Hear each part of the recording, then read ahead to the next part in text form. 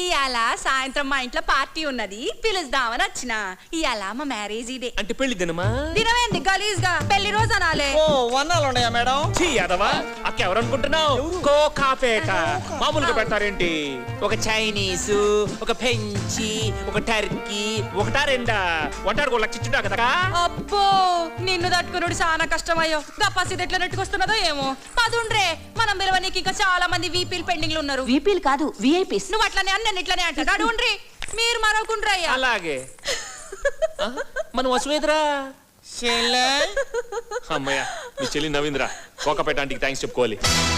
ఇగో మంచిగా ఫోటోది నగలు పడాలి. Welcome welcome.